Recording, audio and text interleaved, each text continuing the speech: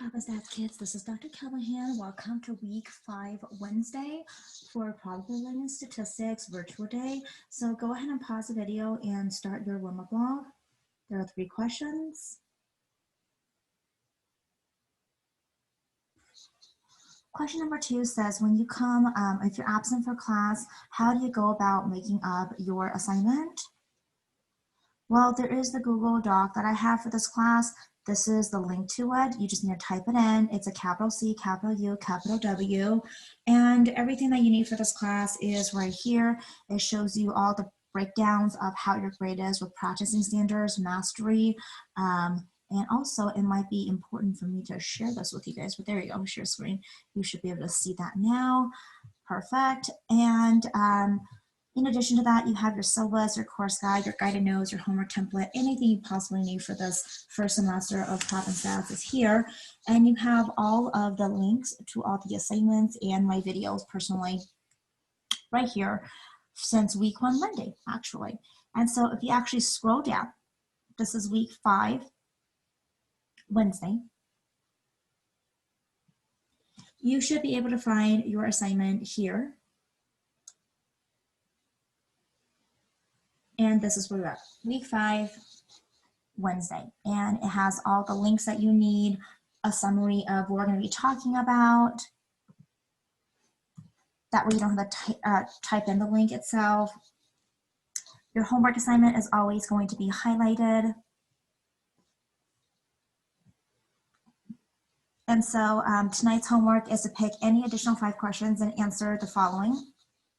How are they different than your guided notes, which is right here on this link, and make sure you go ahead and do that.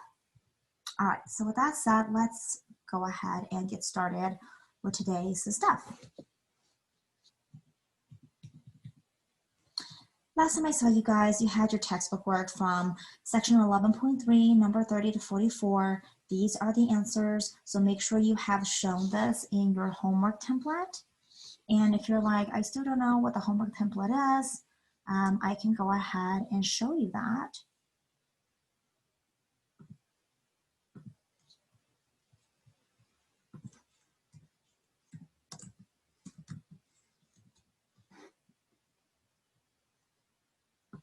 Your homework template is essentially something that you want to go ahead and use to show your work, so that way when you turn the packet in, I can see exactly where the assignments are, and it's really easy for me to kind of find, etc.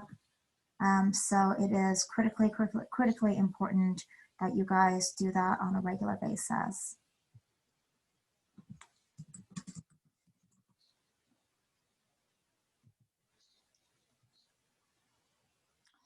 And so if you could take a look at the screen right here, this is your homework template. You should have about 6 copies of this at the back of your white guided note packet. And so for each homework assignment that I signed from the textbook, make sure you have the topic, your name, the total points that's completed, and just show your work on this template. And it should be stable to your white guided notes. All right, so with that said,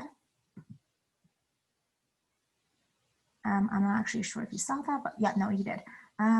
Let's go ahead and get going. All right, so looking at this part here, this is your homework. Remember, a picture of your textbook is always going to be on your Google Docs since you don't have the textbook. Last time I saw you guys, we went ahead and went over objective 4 and objective 5.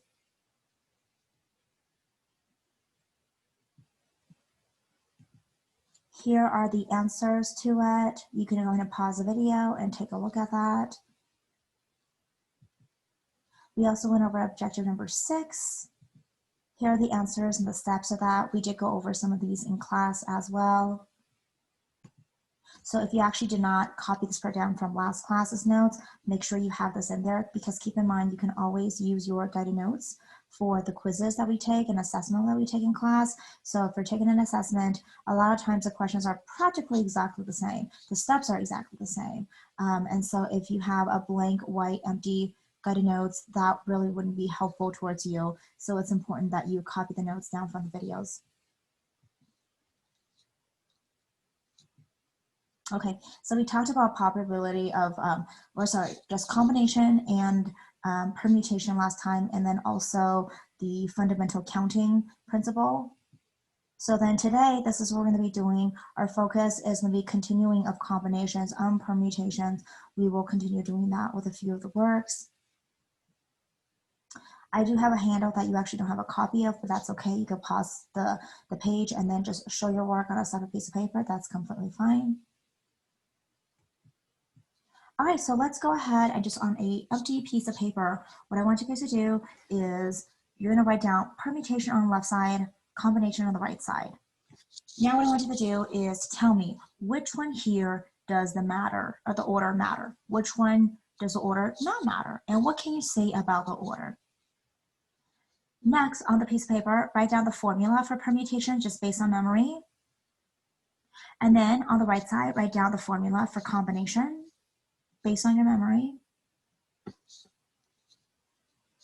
And then afterwards, I want you to come up with a few examples of real life scenarios where you might use permutation and come up with a few real life examples of combination. Pause the video, go ahead and do that. All right, so let's go ahead and take a look at this. So the big difference when it comes to the formula of permutation and combination is just the R factorial, but everything else is exactly the same. Also remember with permutation, order does matter.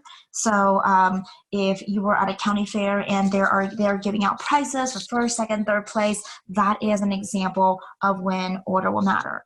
On the opposite spectrum of this combination, the order does not matter. If somebody was going to go ahead and select 5 people from the freshman team to go to Paris, and I was one of the 5 selected, then that's great. The order doesn't matter because it doesn't matter if I was first of 5 or the last of 5. I get to go to Paris. I am a happy person. So here are some of my examples, like principal, VP, deans, teachers, etc. Like the roles of somebody in high school, the order does matter. Or for example, if you're doing the election for November 2020, there are different roles and the order of your jobs and your responsibilities as president, vice president, etc.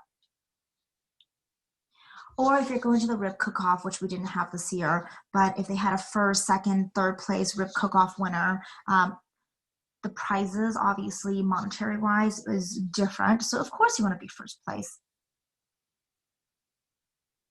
And then some of the examples for combination where order does not matter is if out of 8 people, you're going to pick 3 people to create a chess club or something like that. All right, so this is a paper that you do not have. Normally, if you're in class, I will be handing this part out, but that's okay. You can go ahead and pause the video and then just go ahead and do this. So looking at this here, you need to go ahead and answer questions number 1, 2, 3, 4, and 5, and then show your work on the right side right here.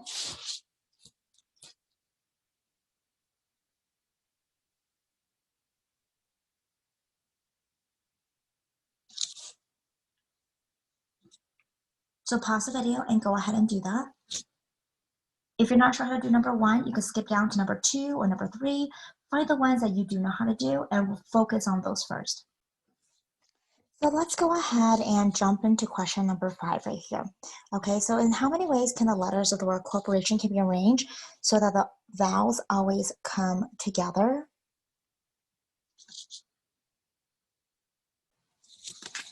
So let's take a look at number 5. Now with this one, if you think about it, how many different ways can the word corporation be arranged? So vowels always come in first. And if you know vowels, vowels are going to be A, E, I, O, U. And so if you take a look over what we have here, the ones that are A, E, I, O, U are O, O, A, I, O. And there are 5 of them.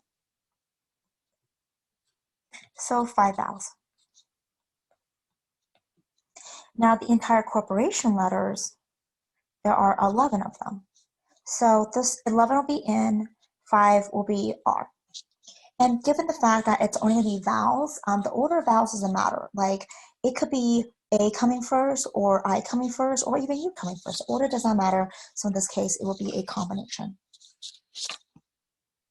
11, 5. So remember your combination formula is N factorial over N minus R factorial. And so then I'll have 11 factorial over 11 minus 5 factorial, which is 6 factorial. And then from here, you can go 11 times 10 times 9 times 8 times 7 times 6 factorial over 6 factorial. And notice how I stopped at 6 factorial, because I'm going to take my 6 factorial, cancel it with this bottom 6 factorial, and all you do is you take your calculator and multiply them out. And is A, B, C, or D? Your answer should be D once you multiply it out. Okay, so go ahead and give the other 4 questions a try. If you need help, refer back to your guided notes. And then here are your answers. Make sure you show the work to match the letters to the answers above, and make sure your work shows for that.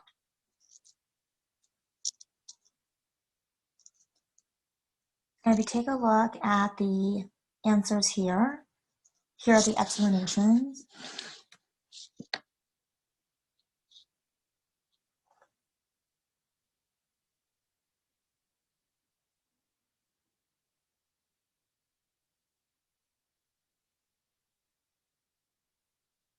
So let's go and take a look at question number 1. It says, out of 7 consonants and 4 vowels, how many words of 3 consonants and 2 vowels can be formed? So the explanation here says the number of ways of separating 7 consonants from 7, because there are 7 consonants, and you're just simply selecting 3 consonants. And given the fact that you're doing only 3 consonants out of 7, any orders of the 3 doesn't matter, so it's a combination. So the first thing you should have is combination with N equals 7, R equals 3. And then next it says the number of ways selecting 2 vowels from 4. So then we're now looking at vowels. So then vowels will be C. Total of vowels is 4. And then you're going to pick any 2. So let's go ahead and do that. So the first thing you're going to have is 7 factorial over 7 minus 3 factorial, which is a 4 factorial. And that's going to give you a 7 times 6 times 5 times 4 factorial over a 4 factorial, which means you're going to cancel these 2, and you're going to have a 7 times 6 times 5, so that's a 30 times 7, that's 210. Next, you're going to work on the vowels, okay? And with the vowels, you have N equals 4, R equals 2. So I'm going to have 4 factorial on top. 4 minus 2 is a 2 factorial. So then I will have 4 times 3 times 2 factorial divided by 2 factorial. And what's going to end up happening is you're going to go ahead and take the 2 factorial, cancel it out. So you have 4 times 3, which is 12. So now you're going to go ahead and multiply the consonants, multiply by the vowels.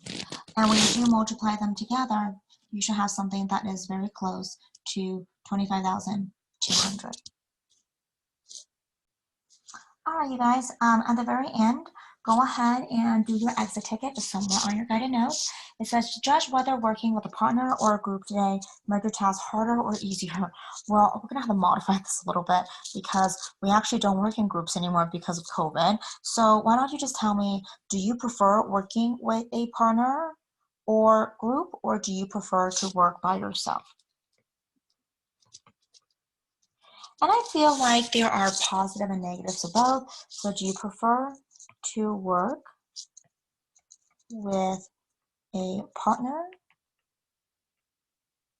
slash group or by yourself? Please justify your answer. Okay? Well, this has been fun.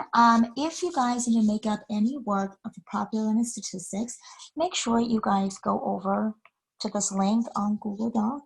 And I hope you guys like Pikachu. My little one was like, Mama, you should go ahead and insert a Pikachu in your PowerPoint. I'm like, all right, that's fine, Maddie. Let's go ahead and do that. Well, have a great week, and I'll see you guys next time. Take care.